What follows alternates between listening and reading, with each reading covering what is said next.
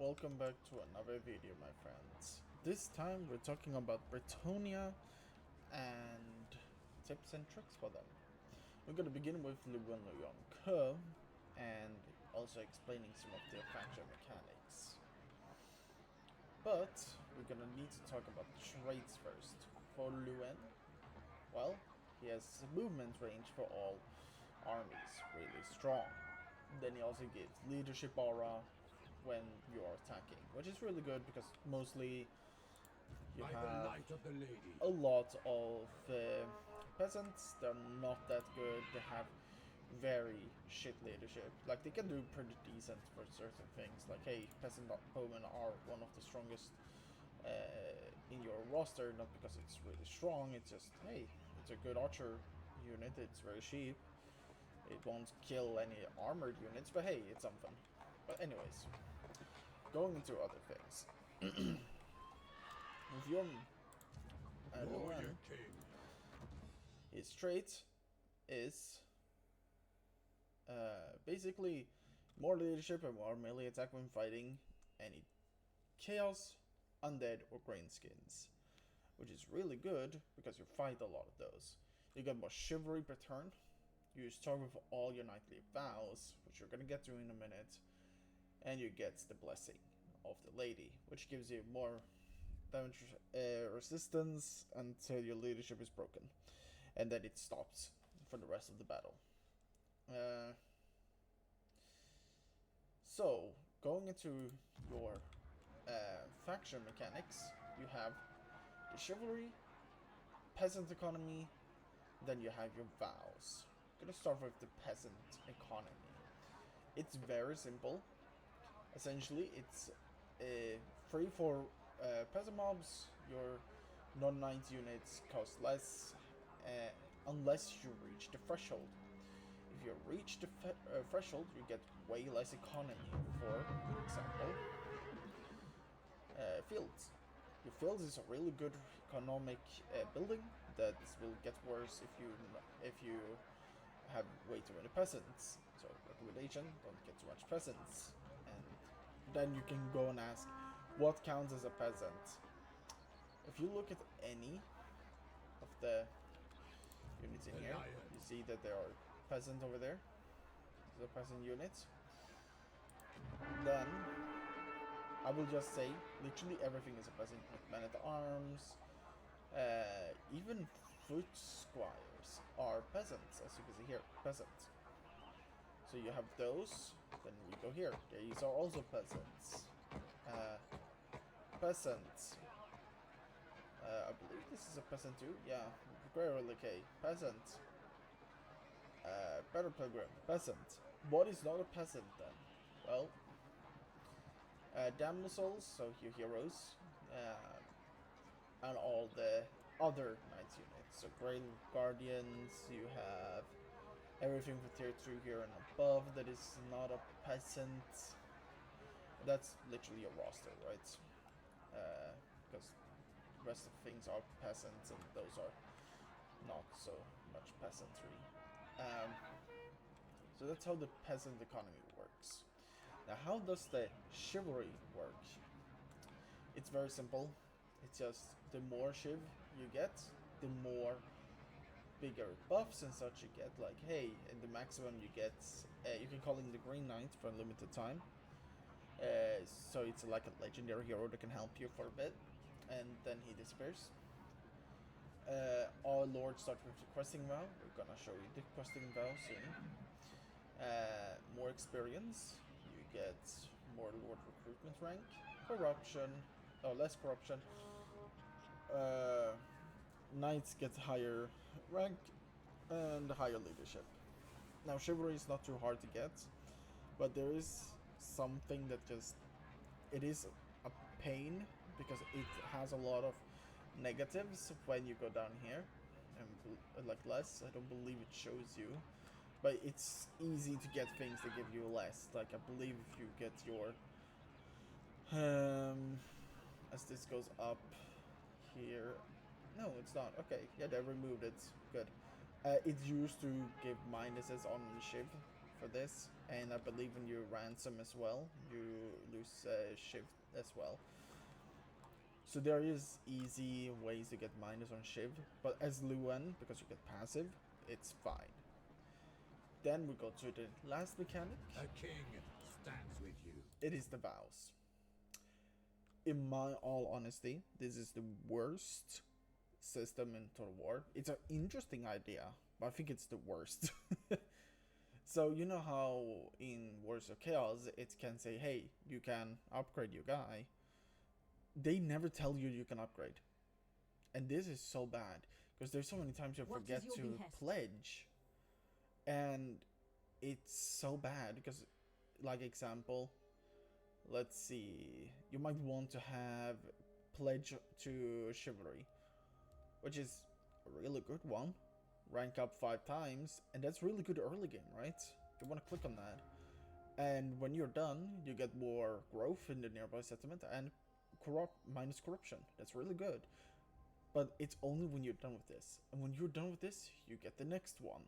And the next one ahead.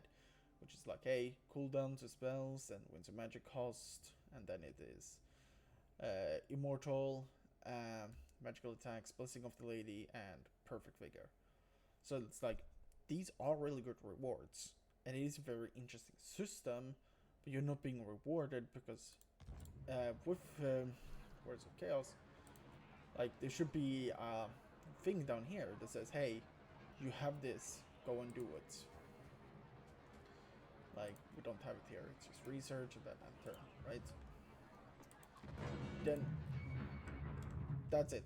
That's your faction mechanics in a nutshell. Very easy. The only thing is, like, in battles that you have like a specific one called Knights and Peasant attributes. They have this in another one. The faction, it's Chaos Dwarfs. It's essentially that, hey, the Knights will give leadership nearby to peasants. So when you help out the peasant gets more leadership, and when peasants are leaving the battlefield, they're expendable essentially, so they will not give minuses to knight units, only to themselves. It's as simple as that. Now, to the tips and tricks. Luen is a beast. Champion of the lady.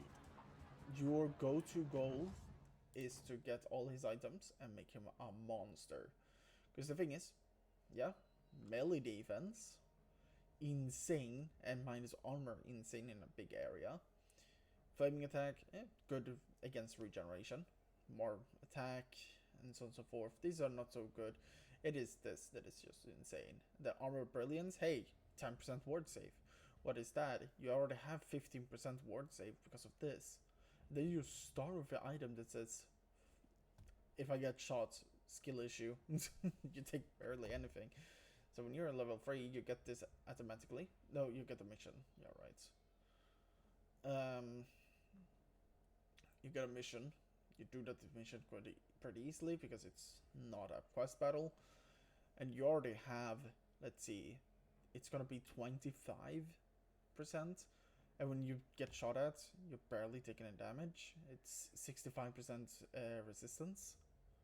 Like, that's really good. And you already have 15 plus there.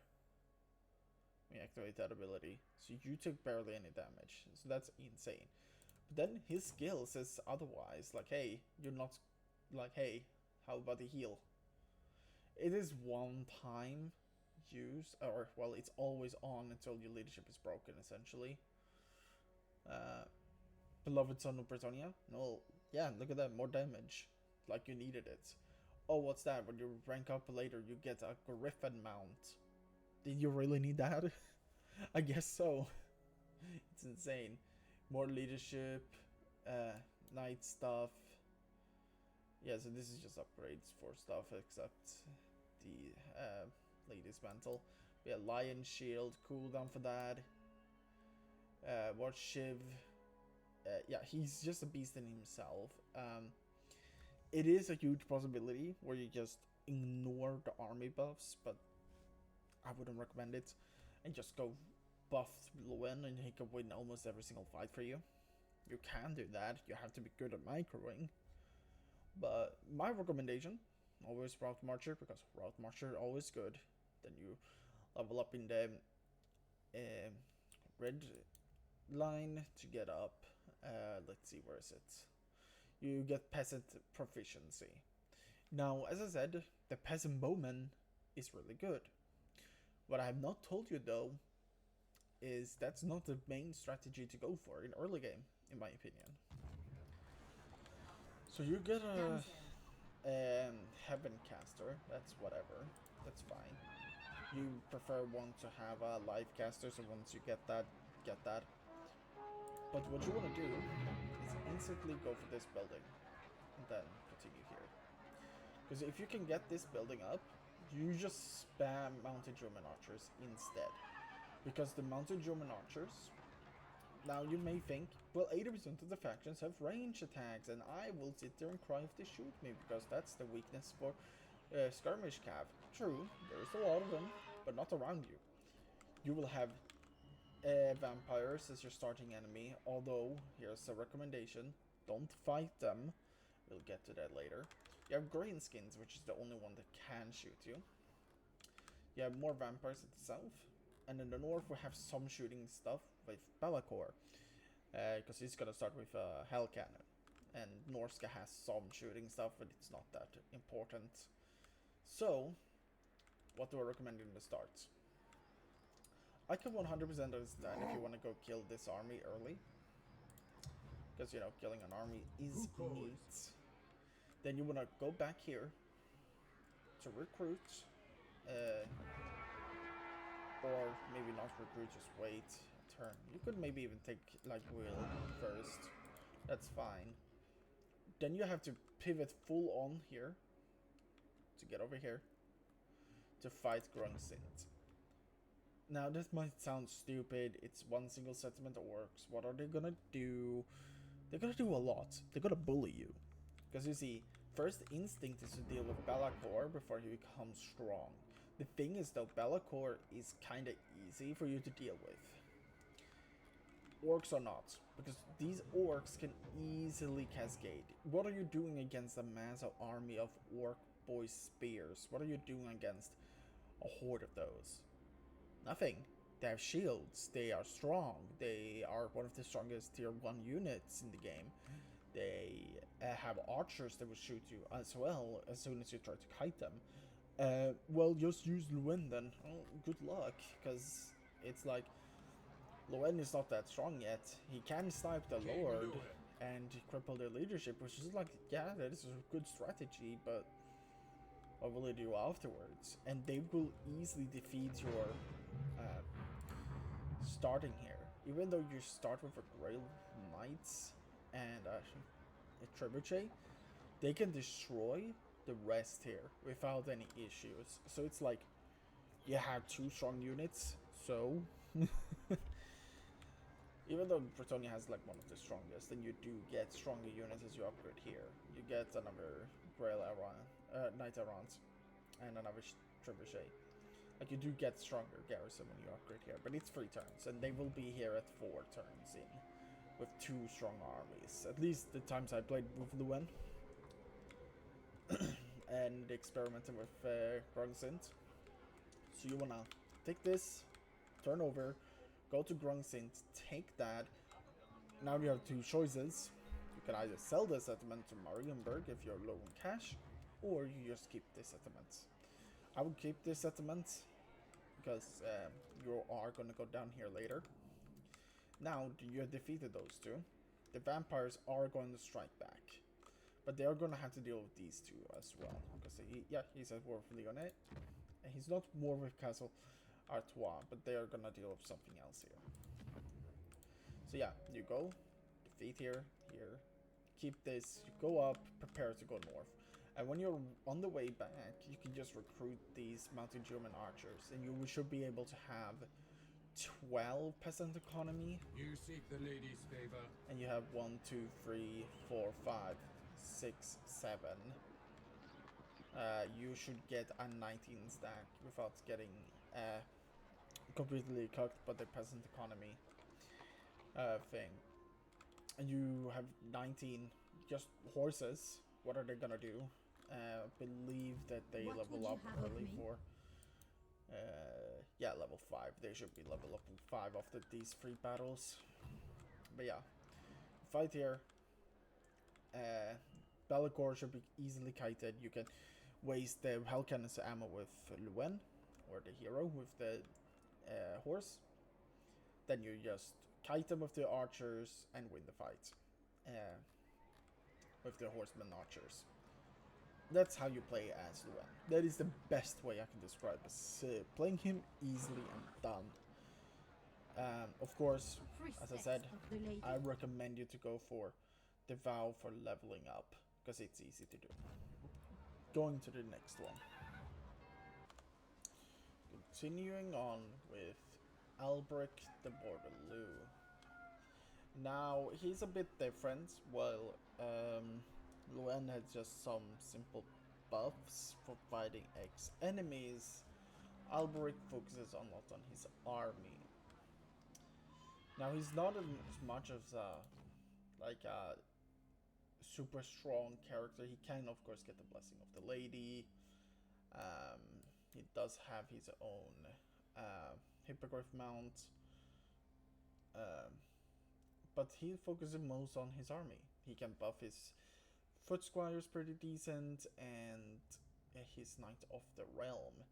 Those are the two main things he buffs, and of course he buffs some, as I'm gonna show here, it buffs some normal peasant units, like the men-at-arms, which is you're gonna use a lot, and the peasant mob. What you want to do with him in general is to be able to do a hammer and anvil, and he's the best at doing so, because, you know, having better, more defensible units makes it easier. You also start with a very respectable army with 2 foot squires, 3 men-at-arms to hold the line, 2 peasant bowmen, and Knight of the Realm. Then, of course, you start with a paladin to join with him. The thing is with Albrecht, though, he's also in his here. He buffs on Knights recruitment, which is really strong when you get this up, because then you can get to level 6 immediately with bretonia Knights recruitment. 1 less local recruitment for all bretonia Knights units, which is really good. More income from ports, which is whatever. Immune to some attrition, which is whatever. Yeah, you have a respectable, strong army, but you are in Lustria. From the dome, baby. You have 1 ally, as in, or 2 technically. You can have allies with the Hunt Marshal Expedition, and you can be allies with Yonbu up here.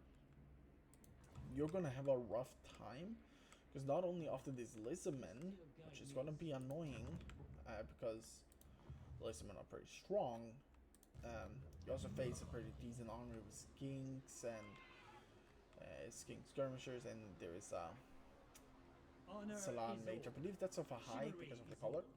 High or Heavens, both of them are equally scary. Early game.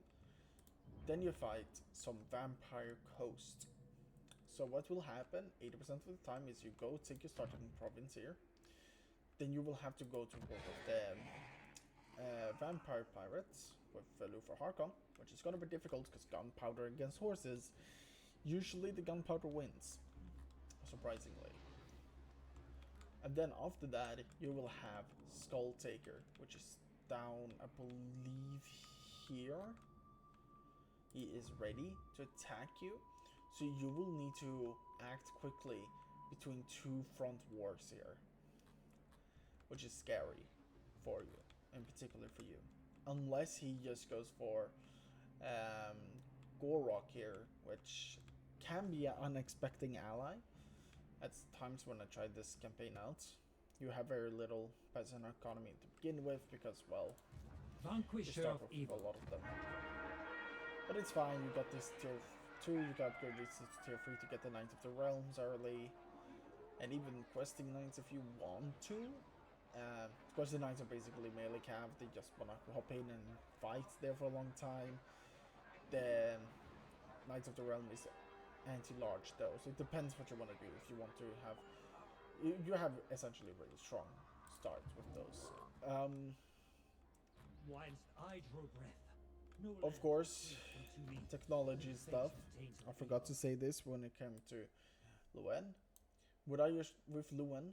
You 100% want to go with water pumps early as possible, which will take 30 turns. Which I know is a long time, but it's worth it to get so much more peasant units, so you don't feel so more jailed from things.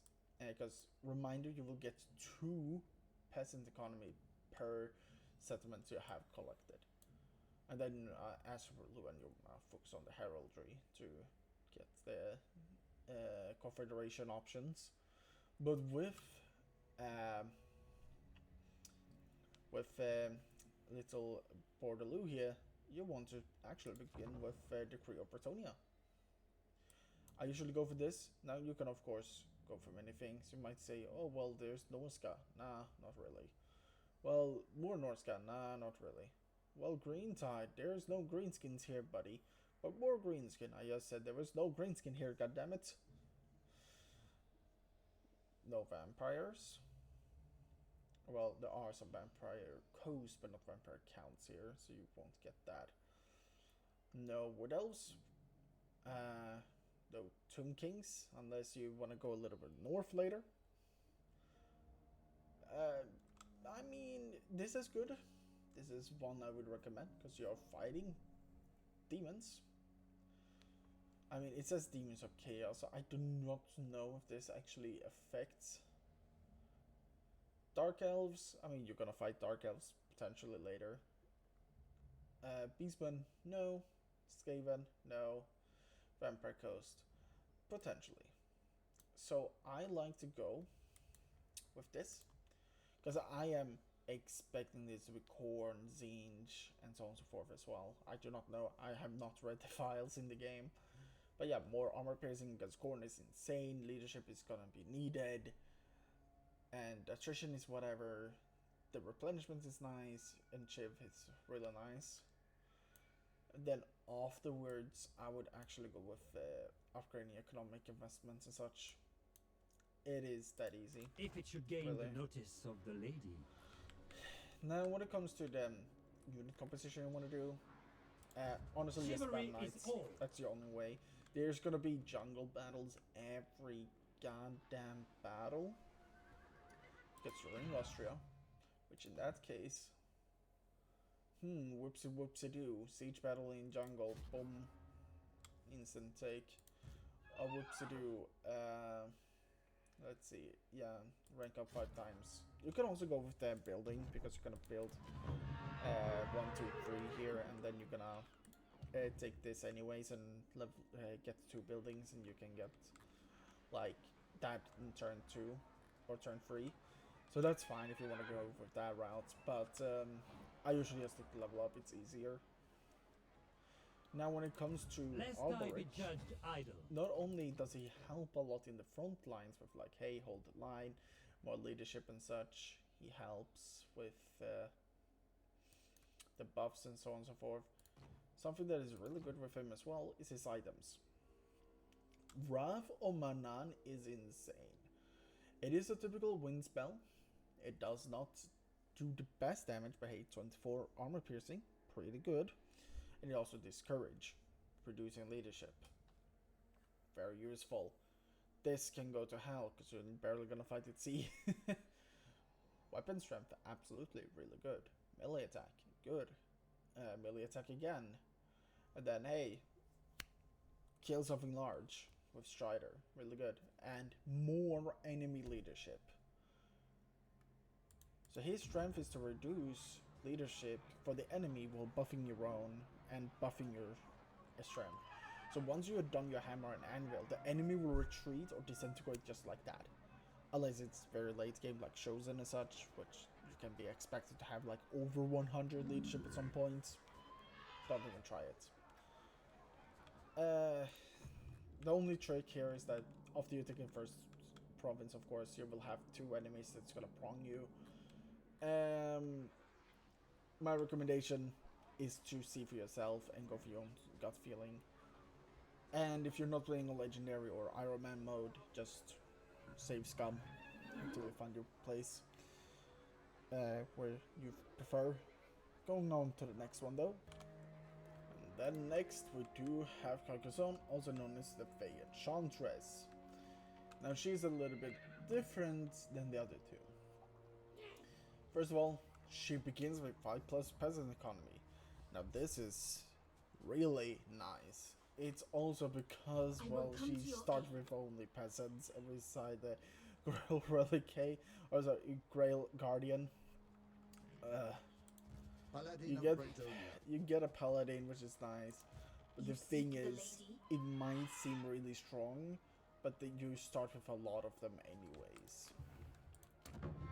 So you definitely need to actually just start with this and upgrade this so you can begin to get your knights.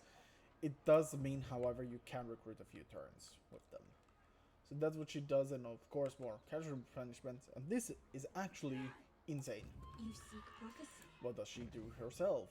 Well, more for chivalry per turn. So like Luen, she has the blessing of the lady, which Luen also have. And then cause fear, which cool. It's not insane, but cool, I guess. Don't know why that has to be a trait, so I don't know why she just have that by herself. However, she needs to also go through all the vows. She starts at 0, which, you know, as Alberic you start with 1, and with Luen you're done with everyone, so this is really bad. Then you have your quest, which is, hey, she's a Lore of Life caster, so that's nice. You get less cost on those spells. And Damsel Fall Province and Chalice of Potions, which is a pretty good bombardment spell. When I say pretty good, it's really good. It does a lot of damage. It is basically a Comet of Casadora, but a little worse, but you get 2 of those for free. So, I mean, worth it.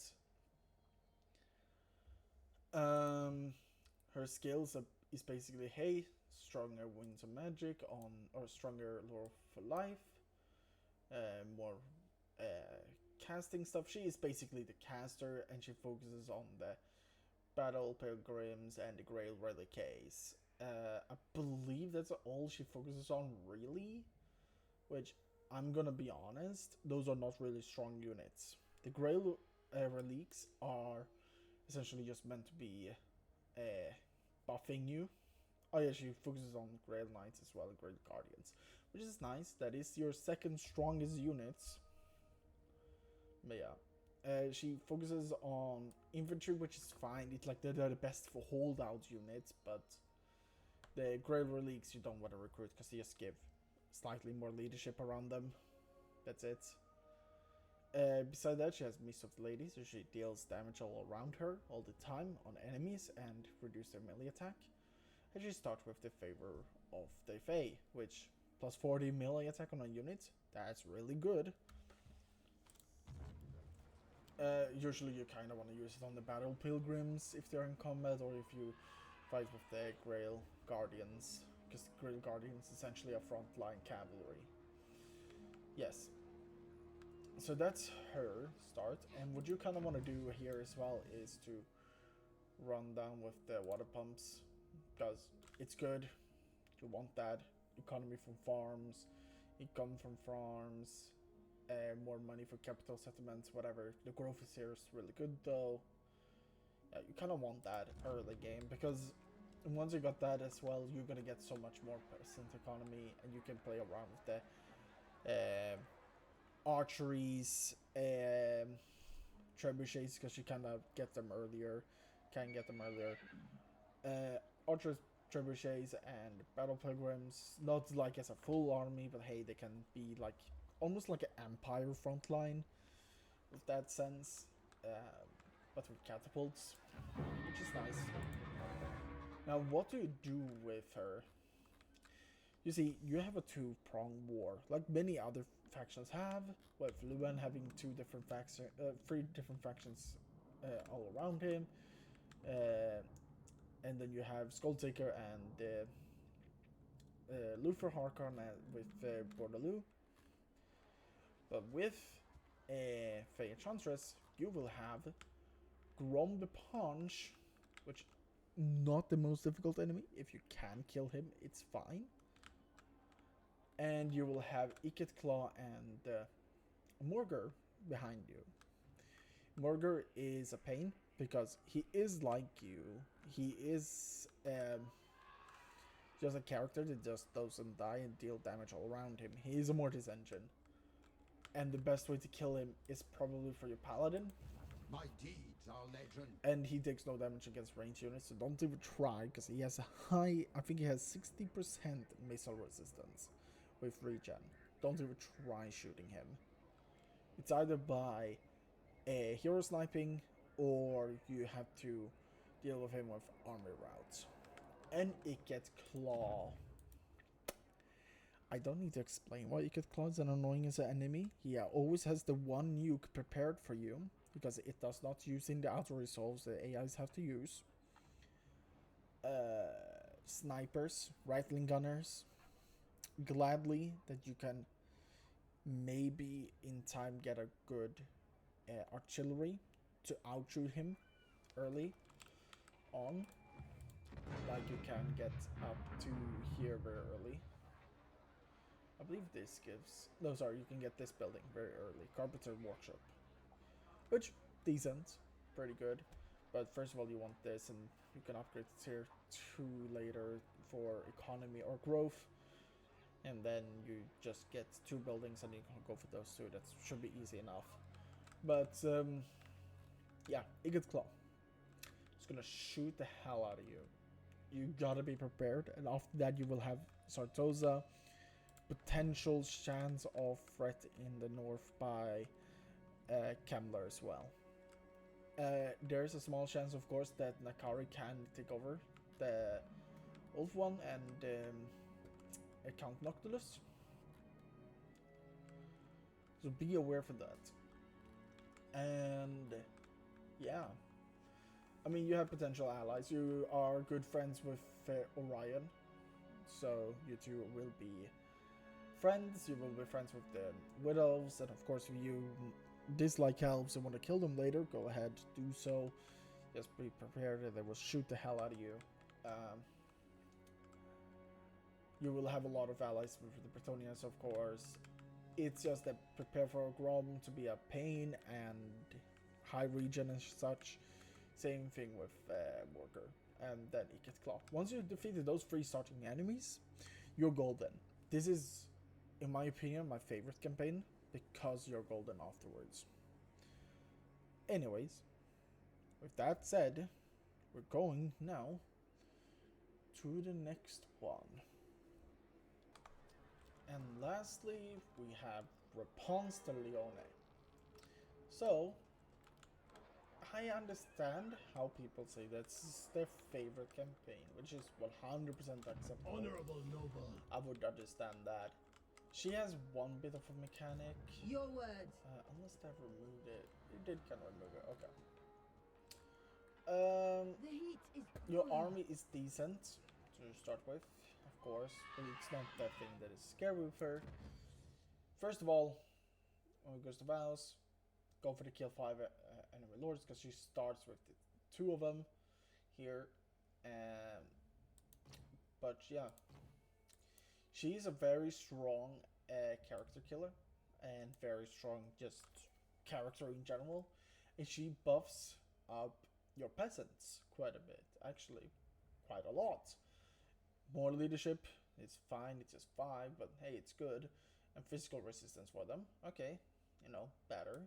Then we just, as we go on, hey, 3 more armor piercing on all of them, and more replenishment for her army, and more melee attack for infantry as well. So yeah, they're getting stronger. Then it's just like, hey, any vampires, screw you and your undead. That's good. Buff for herself, construction. Yep. And the whole army gets frenzy, which is really good, and she gets unbreakable. That's like basically it. And the fleur de lis banner, which is I believe it's a banner she can just give in before battle to give more melee defense and melee attack around them, which is really good.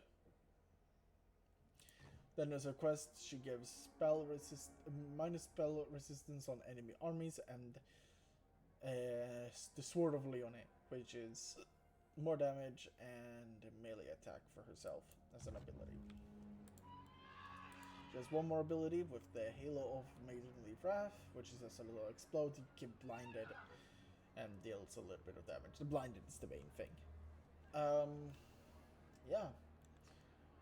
Here you can see that she also buffs heroes with their upkeep cost and gives more melee defense to questing knights, negatives with all undead, and more control. Easy enough said. And you have Henry Le Massif. Henry the Big. The going to be one. He gives more chivalry per turn, which really nice whenever you have that. There's only one character that doesn't. He gives Guardian as well. And he's the only paladin that gets Hippogriff. He's essentially a pseudo-legendary lord, where it's like, yeah, he's special, but he's not that special. So yeah, you start with this, you fight off some vampires here and here. It should be easy enough. You fight off here, then you have a few choices. My choice is always to go back, protect Knight of the Flame. They're going to die, and you're gonna fight Archon the Black, which is gonna have two armies and fixed up. So it's gonna be a lot of skeletons, but you should be fine. You have AoEs and such to cause enough things for them. Then afterwards, you're going to have to deal with, after you've taken this, I would recommend you to go take this one singular settlement here, to then push towards to get here, defeat those Tomb Kings here, and move south to help Volkmar or defeat Manfred and so on and so forth.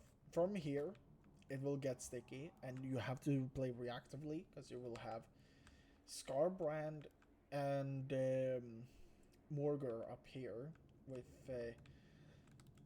some Tomb Kings are undead here, Wurzag and Kairos down here, so you're going to be surrounded. Potentially even be attacked from the north from Sartosa, which is also recommended to go for early to defeat if you want to. Not like super early, because guns versus horses. Such oppression. But yeah, you have these options in her research tree. It's 100% gonna be here, the Desert Purge Decree, because yeah, you're going to need it. Just double XP when you're fighting Tomb Kings, and yeah, you also have the Chivalry Code, which could be really good, because you don't get the traits of just being able to convert rates. You get different ones. You get cost less for paladins, and they get higher success chance. They get more power, downsell, mesa resistance and such for them. So yeah, you can spam heroes and such, and then you get this rally the peasants. Like, in my opinion, I usually just go this, so I can fight against Archeon, or not Archeon, sorry, Arcan. Then you go for this line here. Like, it's just so good. And of course, if you want to become friends with the dwarves nearby, you could go for this. When you see the Empire and such later, you can go for this. No, why would you? You can go for, of course, with these as well. So there are ways you can do. This is really good still, you know, of course, with all these buffs, but my recommendation is go for her special line after you're taking the Desert King's Decree, and maybe it's the Southern Guard. But yeah, that's what you gotta do. She used to have a mechanic with water where you had to go to settlements. That's gone now. It's not much to talk about when it comes to pawns. She's just a really strong character, and she has some pretty good buffs, and Henry is just really good. You focus on heroes, peasants, and or infantry, and questing nights. That's it. Already said what you need to do in your turns. There's no tricks really beside, hey, As you order. go for this vow here immediately. Do it. Defender And then of for the weak. Henry, I mean, pledge to chivalry, because you just gotta lord killed, then it's gonna be 2 lords here killed, and so on and so forth. He just wants you to be friends with the dwarves, which is not that hard. Yeah, that is all for today with Bretonia. I wish you all a good day.